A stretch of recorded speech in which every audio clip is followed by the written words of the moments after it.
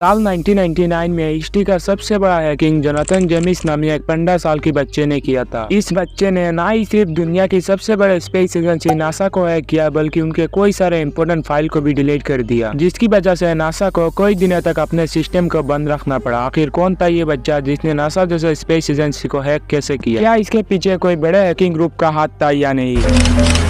Request भी की video में आपका स्वागत है। यह कहानी उस टाइम की है जब अमेरिका में इंटरनेट की शुरुआत हुई थी और पूरा अमेरिका में तेजी से इंटरनेट की यूज बढ़ रहा था। उस टाइम एक 15 साल की बच्चा जिसका नाम जोनाथन जेमिस था, उसको कंप्यूटर चलाने का इतना शौक था कि वो धीरे धीरे अपना पढ़ाई से ज्यादा कंप्यूटर में ही खोया रहने लगा, जिसको देखते हुए उसके माता पिता ने पहले उसको समझाया और ना मानने पर उसके पास से कंप्यूटर ही छीन ली। लेकिन उस टाइम उसको कंप्यूटर चलाने का इतना बुरी आदत लग चुका था कि उसने कंप्यूटर चलाने के लिए अपना घर तक छोड़ दिया। फिर उसकी माता पिता ने मजबूरन कंप्यूटर देकर उसको वापस घर लाना पड़ा। फिर जोनाथन धीरे धीरे प्रोग्रामिंग, कोडिंग और कमांड सीखने लगा, जिसके बाद उसका माइंड हैकिंग की ओर चला गया। बचपन से ही उसका दिमाग काफी तेज होने की वजह से उसने कुछ महीनों के अंदर ही हैकिंग भी सीख ली। फिर उसने छोटे छोटे कंपनी के साइट हैक करने लगा। वो हैकिंग में इतना माहिर था कि वो जिस कंपनी के साइट को हैक करता था, उस कंपनी को पता ही नहीं चलता था कि उनकी साइट किसी ने हैक किया है। जब जोनाथन को छोटे छोटे कामयाबी मिलने लगी तब उसने कुछ बड़ा हैकिंग करने का सोचा। फिर कुछ टाइम बाद ही उसने नासा जैसे स्पेस एजेंसी को अपना टारगेट बनाया। जोनाथन ने यह ठान लिया था कि इसे नासा के सिस्टम को हैक करना है, जिसकी वजह से कोई दिनों तक प्लानिंग करने के बाद एक ऐसा प्रोग्राम बनाया जिसे नासा की सिस्टम को हैक किया जाए। फिर 1999 में जोनाथन ने नासा की सिस्टम को हैक किया और नासा की सिस्टम से कोई सारे फाइल भी चुराई, जिसका कीमत उस टाइम करीब $1.7 मिलियन था। जिसके बाद जोनाथन ने नासा के इंटरनेशनल स्पेस स्टेशन को भी हैक किया, जिससे वो इंटरनेशनल स्पेस स्टेशन का टेम्परेचर और ह्यूमिडिटी कंट्रोल किया जा सकता था। जब नासा को ये बात पता चले कि उनकी सिस्टम किसी ने हैक किया तो पूरी नासा में हलचल मच गया, जिसके बाद नासा को कुछ दिनों के लिए बंद रखना पड़ा, क्योंकि अगर सिस्टम ऑन रहता तो डिपार्टमेंट की और सारे इंपोर्टेंट फाइल को भी लीक होने की चांसेस था। और कुछ दिनों में नासा के करीब $41,000 का लॉस हुआ। फिर भी जोनाथन यहाँ नहीं रुका। उसने अगस्त 99 से अक्टूबर 99 के बीच यूएस की डिफेंस ट्रांसप्रोडक्शन एजेंसी का भी सिस्टम को हैक किया। आपको बताते चले, DTRA यूएस की एक ऐसी एजेंसी है जो न्यूक्लियर, रासायनिक और इम्पोर्टेंट वेपन के खतरे को कम करती है। जैसे ये बात पूरी अमेरिका में फैल गया तब सबको यही लग रहा था कि ये हैकिंग किसी एक दो आदमी का नहीं, किसी बड़े हैकिंग ग्रुप ने किया होगा। लेकिन जोनाथन को यह पता नहीं था कि नासा जैसे एजेंसी के पास दुनिया के सबसे बड़े बड़े साइबर एक्सपर्ट मौजूद होते हैं। फिर कुछ महीने की इन्वेस्टिगेशन के बाद नासा के साइबर एक्सपर्ट ने हैकर का पता लगा लिया। फिर 26 जनवरी 2000 में जोनाथन के घर में FBI और मिलिट्री कमांडोज रेड मारी। लेकिन जब वो लोग घर के अंदर जाकर देखा कि ये तो एक 15 साल की बच्चा है जो ये सारे हैकिंग कर रहा है, तब वो लोग शॉक रह जाते हैं। लेकिन जोनाथन उस टाइम अंडर एज था, जिसकी वजह से गवर्नमेंट उसको 7 महीने के लिए घर में बंद रखने का ऑर्डर देती है। लेकिन बाद में जब जोनाथन की ब्लड टेस्ट किया गया तब पता चला वो ड्रग भी यूज करता था, जिसकी वजह से उसको 6 महीने के लिए जेल में डाला गया। फिर कुछ साल बाद ही हैकिंग का और एक मामला सामने आया और ये हैकिंग का तरीका भी बिल्कुल जोनाथन की हैकिंग स्टाइल की तरह था, जिसकी वजह से FBI सीधा जोनाथन के घर में रेड मारती है। हालांकि उनको जोनाथन के घर से कुछ भी सबूत नहीं मिला, लेकिन इस कार्रवाई से जोनाथन इतना डिप्रेशन में चला गया था कि उसके 2 हफ्ते बाद ही अपने घर में अपने आप को गोली मारकर सुसाइड कर ली। आपका बहुत बहुत धन्यवाद।